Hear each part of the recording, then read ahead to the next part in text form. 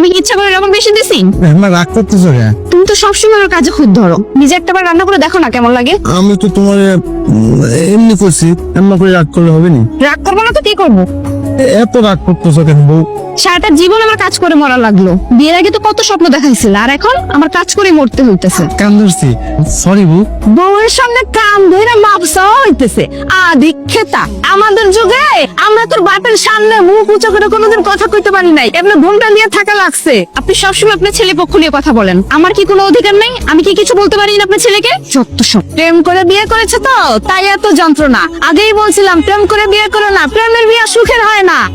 আমার সামনে ভাতের প্লেট ফেলে দিয়ে চলে যায়, এই নিয়ে সংসার করা তুই বাদ দে। বউ তো নয় যেন একটা আগুনের গোলা। হ্যাঁ হ্যাঁ, আরো কান পচান ছেলের, যাতে বাধ্য হয় আমাকে তালাক দিতে। আগে মেয়ের মায়েদের জন্য সংসার নষ্ট হতো, এখন ছেলের মায়ের জন্য সংসার নষ্ট হবে। এত বড় বেয়াদব না হইলে কেউ শাশুড়ির মুখে মুখে তর্ক করে? না, আমি ওরে সরি বলতেছি।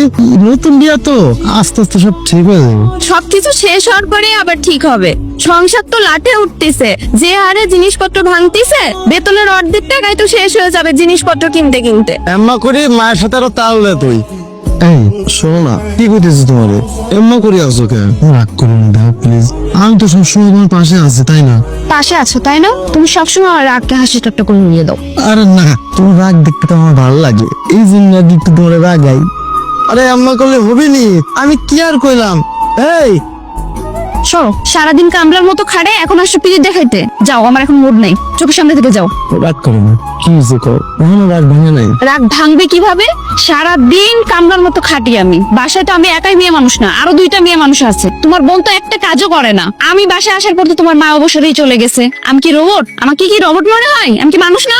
আমার বোঝা শেষ, এই সংসারে আমার কাজ করতে করতেই মরতে হবে। কতবার বলছি যে একটা কাজের বুয়া রাখো আমার জন্য, কে শুনে কার কথা? তোমার লক্ষ্মী বউটারে কইছি আমি কাজের বুয়া রাখি। এই যে সামনে মাসে প্রমোশনটা হইবে, তোমার জন্য একটা সুন্দর দেখে কাজের বুয়া রাখি, কোনো সমস্যা নেই। একদম নাটক করবে না। গত 2 বছর যাবত এই কথাই শুনতাছি তোমার মুখ থেকে, এখন পর্যন্ত তো একটা কাজের বউ এনে দিতে পারলো না। তোমার কথা শুনতে শুনতে আমার কানটাই পচে গেছে। তারপর আমি তোমাকে, মনটা এখন কেমন লাগে? আমার কথা কি শুনলো? আর ভালোই লাগে না। তুই কি তোর বউরে কিছু শিখাস না? সে সবসময় এত রাইগে থাকে কেন? মুরব্বীদের সাথে বেয়াদবি করে। একটা বাড়ির বউয়ের কি এমন ব্যবহার হওয়া উচিত?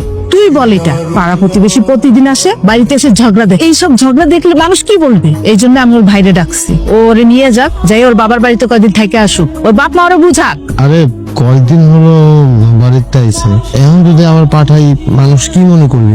আবার যদি এইসব কিছু শুনে ফেলে, বুঝে ফেলে, আবার ভাঙচুর করবে।